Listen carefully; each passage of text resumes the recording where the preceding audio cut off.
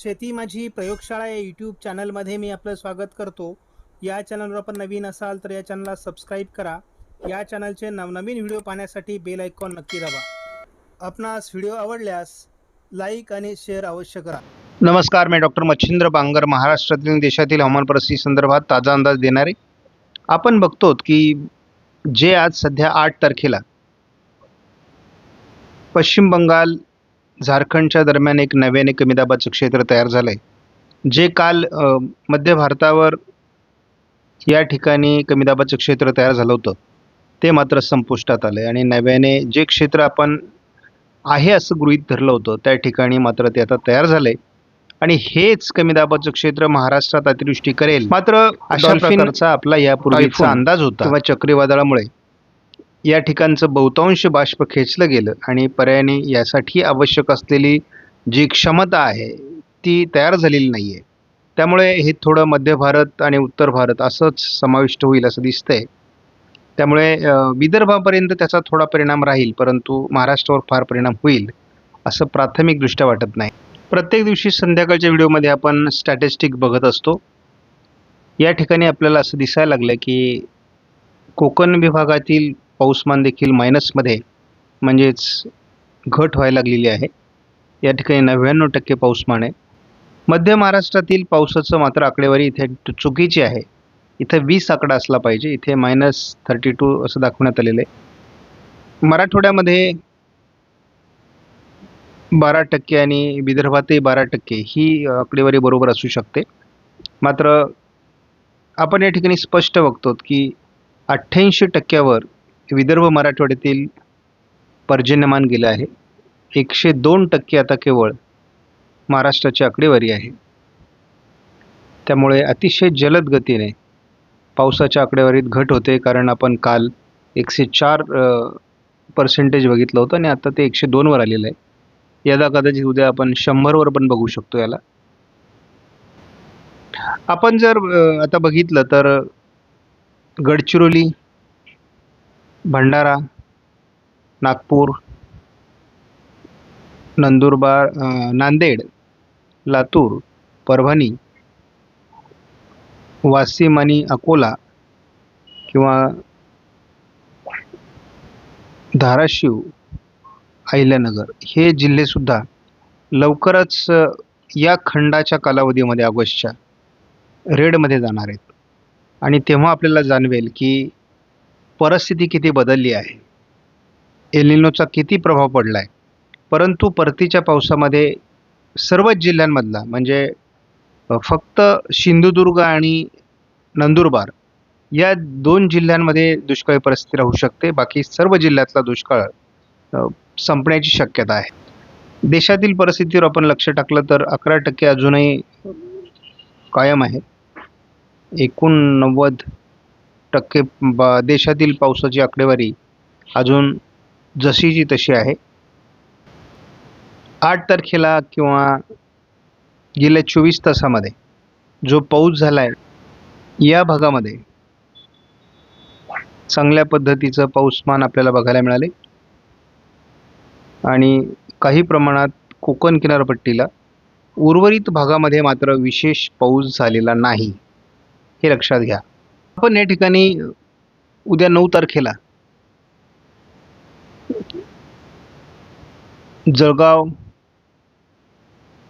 पूर्व नाशिक पट्टा, छत्रपती संभाजीनगर, जालना, बीड, अहिल्यानगर, धाराशिव आणि लातूरमध्ये, त्याचबरोबर नागपूर आणि गोंदिया जिल्ह्यामध्ये येलो अलर्ट कुलाबा वेधशाळेने दिलेला आहे.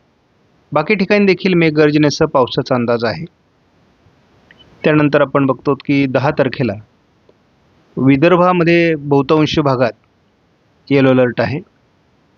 11 तारखेपासून अलर्ट नाही आहे आजच्या अंदाजानुसार. 12 तारखेलाही अलर्ट नाही, परंतु दक्षिणी जे जिल्हे आहेत त्या ठिकाणी मात्र मेघगर्जनेसह पावसाची शक्यता आहे. त्यामुळे विशेष अलर्ट कुलाबा वेधशाळेने पुढील 4 दिवसासाठी दिलेले नाही आहेत.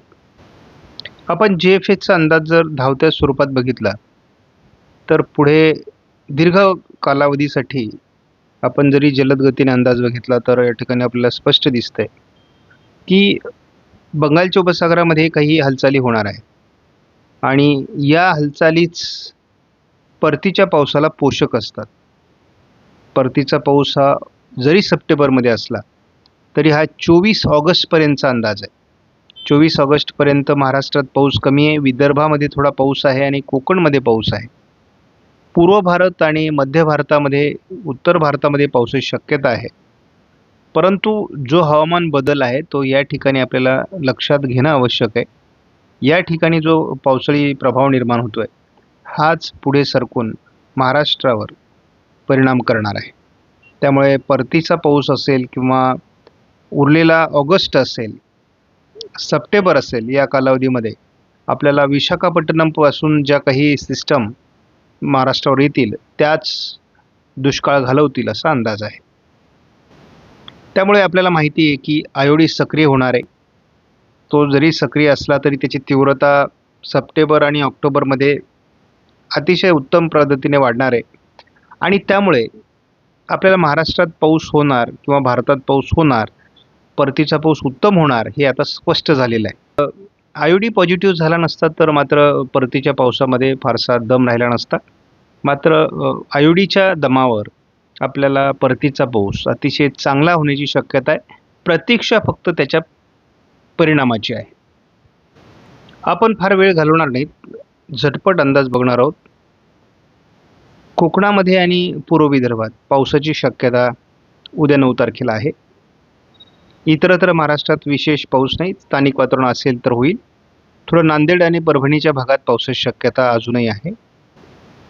10 तारखेला अमरावती, नागपूर, भंडारा, गोंदिया यांच्या उत्तरेला चांगला पाऊस, तर दक्षिण कोकण घाटमाथ्यावर हलक्या पावसाची शक्यता आहे. 11 तारखेला थोडं जळगाव, धुळे, नंदुरबार, अकोला, अमरावती, नागपूर या भागात पावसाची शक्यता वाढते आहे. कोकणातही पाऊस असण्याची शक्यता आहे. त्यामुळे 11 तारखेला होणारा या भागातील पाऊस आपल्यासाठी महत्त्वाचा आहे. 12 तारखेपासून मात्र पावसाचं प्रमाण कमी होणं अपेक्षित आहे. महाराष्ट्रातील अकोल्याच्या किंवा जळगावच्या काही भागात, नंदुरबारच्या काही भागात पाऊस असू शकतो. 13 तारखेपासून पुढे विशेष पावसाची शक्यता नाही, स्थानिक वातावरण तयार झाल्यास पाऊस पडेल. आता या ठिकाणी आपण बघतो कोकणामध्ये पावसाची शक्यता आहे, पूर्व विदर्भात हलकी पावसाची शक्यता आहे 14 तारखेला. 15ला तोच अंदाज आहे. मात्र महाराष्ट्रात स्थानिक वातावरण ठिकठिकाणी असू शकतं. 16ला कोकणात पावसाची शक्यता आहे, गडचिरोलीत पावसाची शक्यता आहे, महाराष्ट्रात विशेष पाऊस नाही. 17ला घाटमाथ्या व्यतिरिक्त पावसाची शक्यता फारशी नाही. 18 तारखेला कोकणात पाऊस वाढू शकतो आणि थोडा सांगली, कोल्हापूरमध्ये, साताऱ्यामध्ये पाऊस वाढू शकतो. 19ला महाराष्ट्रात स्थानिक वातावरण कुठे तयार झालं तर पाऊस, अन्यथा पाऊस नाही. कोकण घाटमाथ्यावर हलकी शक्यता. 20 पासून तर पाऊस अधिक कमी होण्याची शक्यता आहे कोकणासहित. 21लाही महाराष्ट्रात विशेष पाऊस नाही. 22लाही विशेष पाऊस नाही. म्हणजे महाराष्ट्राचा जर आपण विचार केला, कुठलाही मॉडेल घ्या, हे SMW मॉडेल आहे. ऑगस्ट फारसा समाधानकारक नाही हे लक्षात घ्या. ज्यांच्याकडे पाणी उपलब्ध असेल त्यांनी पिकांना पाणी देणं आवश्यक असेल. आपण झटपट अंदाज बघूयात. उद्या विदर्भाच्या पूर्व भागामध्ये पावसाची शक्यता बऱ्यापैकी आहे. नागपूर, भंडारा, गोंदिया, चंद्रपूर, गडचिरोली, यवतमाळमध्ये, वर्ध्यामध्ये. त्यानंतर 10 तारखेला अमरावती, अकोल्याच्या उत्तरेला आणि विदर्भात पावसाची शक्यता आहे. कोकणात हलक्या ते मध्यम सरी असू शकतात. 11 तारखेला मात्र महाराष्ट्रात या मॉडेलने बऱ्यापैकी पाऊस दाखवलेला आहे. यामध्ये बीड, परभणी, नांदेड, लातूर, धाराशिव, सोलापूर, चंद्रपूर, यवतमाळपर्यंत पावसाचा अंदाज या मॉडेलने दिलेला आहे. मात्र आपण थोडंफार पावसाचं वातावरण सोलापूर, लातूरमध्ये, धाराशिवमध्ये 12 तारखेला असू शकतं, परंतु अतिशय किरकोळ. जळगाव जिल्ह्यामध्ये किंवा बुलढाणा, उत्तर छत्रपती संभाजीनगर आणि घाटमाथ्यावर किरकोळ पावसाची शक्यता आहे. सोलापूर दक्षिण सहित 14लाही विशेष पाऊस नाही. मात्र सारखा विदर्भामध्ये नागपूर, भंडारा, गोंदिया या जिल्ह्यात पावसाचं मधून वातावरण तयार होत राहील.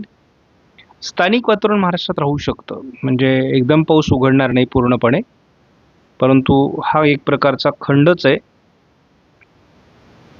16लाही विशेष वातावरण नाही, 17लाही विशेष वातावरण नाही. 18ला थोडं वातावरण दक्षिण सोलापूर, सातारा, कोल्हापूर, सांगली भागात वाढतंय, परंतु ते 19ला टिकून राहत नाहीये. 20 पासून तर खूपच पावसाची घट महाराष्ट्रात बघायला मिळू शकते. म्हणजे जे आम्ही ऑगस्ट उत्तरार्धात चांगला पाऊस सांगतोय त्याची शक्यता अजून कमी होत आहे आणि त्यामुळे थोडी काळजी घेण्याची गरज आहे. ज्याही जिल्ह्यांमध्ये चांगला पाऊस झालेला आहे, समाधानकारक पाऊस झाला आहे, त्या ठिकाणी शेतकरी उपलब्ध पाणीसाठा वापरू शकतात आणि पिकं वाचू शकतात. परंतु ज्या ठिकाणी दुष्काळी परिस्थिती आहे,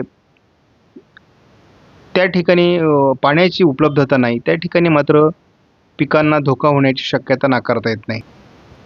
एल निनोचे दूरगामी परिणाम देशावर होणार आहेत आणि ते ऑगस्ट-सप्टेंबरमध्ये होणार आहेत. त्यामुळे जे काही 1-2 कमी दाब तयार होतील आणि ते महाराष्ट्राचा दुष्काळ मिटवतील, ही एक तुटपुंजी अपेक्षा आपली आहे आणि त्याला आधार आहे तो पॉझिटिव्ह होणाऱ्या आय-ओ-डीचा. कारण ऑक्टोबर आणि सप्टेंबरमध्ये आय-ओ-डी बऱ्यापैकी पॉझिटिव्ह आहे आणि त्यामुळे आपल्याला ती आपली गरज भागेल. मात्र फारसा आय-ओ-डी ऑगस्टमध्ये सक्रिय नाही आहे किंवा पॉझिटिव्ह नाही आहे, त्यामुळे आपल्याला ऑगस्टची चिंता वाढली आहे. आपणास व्हिडिओमधील माहिती महत्त्वपूर्ण वाटल्यास लाईक करा, शेअर करा, चॅनलला सबस्क्राईब करा. धन्यवाद. जय हिंद, जय महाराष्ट्र, जय बळीराजा.